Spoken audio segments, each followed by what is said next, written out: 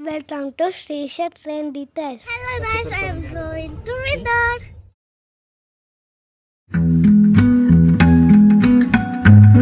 नमस्कार मित्रांनो, आज श्रीषा आणि संपूर्ण फॅमिलीसोबत आम्ही एका मस्त छोट्याशा रोड ट्रिपवर जातोय.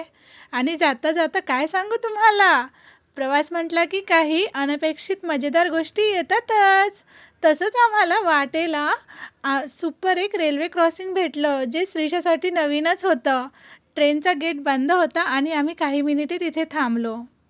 लहानपणी रेल्वे क्रॉसिंगसाठी थांबून जेव्हा ट्रेन जाणं पाहण्यात जी मजा असायची ना, ती आठवण पुन्हा ताजी झाली आज.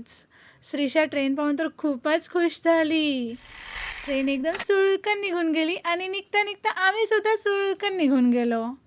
साधारणतः लिंगमपल्लीवरून आम्ही निघाल्यानंतर आम्हाला समजलं की ही जर्नी 2 ते 2.5 तासाची आहे. जवळपास 110 किलोमीटरपर्यंतचा प्रवास आहे हा. वेळ एकदम छान गेला. गाणी गात, जुन्या आठवणींना उजाळा देत आम्हाला कधी बिदर आलं हे कळालंच नाही.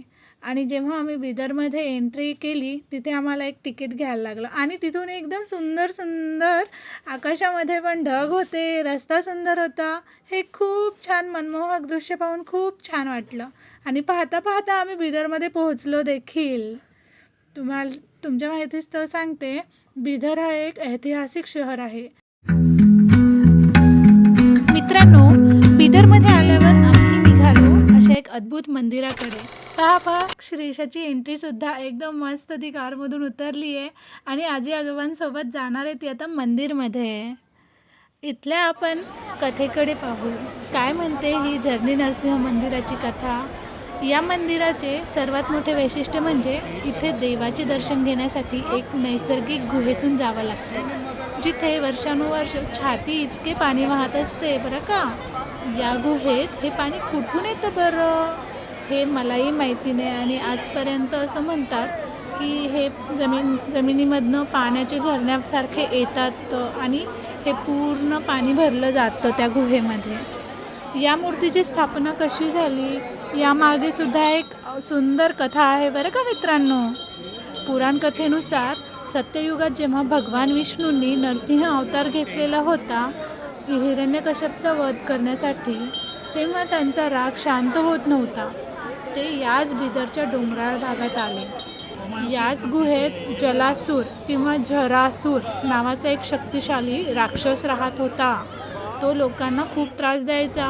भगवान नरसिंह आणि जलासूर यांच्यात या गुहेत अत्यंत भीषण युद्ध झाले म्हणे. अखेर नरसिंहदेवांनी जलासुराचा पराभव केलाच शेवटी आणि त्याचा वध झाला.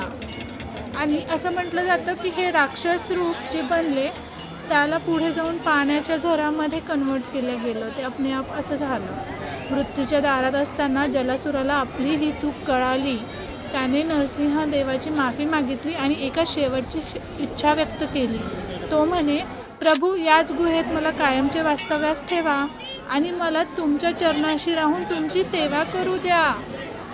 त्यावेळी दयाळू नरसिंहदेवांनी त्यांची ही इच्छा मान्य केली आणि ते तिथूनच स्वयंभू मूर्ती रूपात प्रकट झाले. असं म्हटलं जातं की त्याच क्षणी जलासुराच्या शरीराचे रूपांतर एका पाण्याच्या झऱ्यात झाले. म्हणूनच आज हजारो वर्ष उलटून देखील या गुहेत देवाच्या चरणाखालून सतत पाण्याचा प्रवाह वाहतच असतो, जो कधी आटलाच नाही. ही आहे ती गुहा मित्रांनो.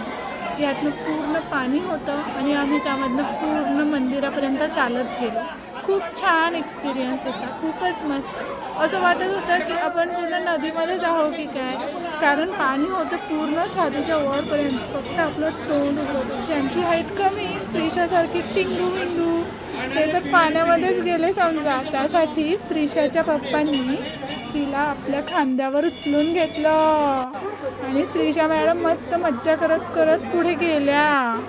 हे पहा मित्रांनो, हे आहे जेव्हा त्या गुहेमध्ये आपण एंट्री करतो, तिथनं जी पायऱ्या वगैरे आहेत तिथे पण देवांचे चित्र आहेत, जिथे जे देवांचे स्टॅच्यूज आहेत ती जागा.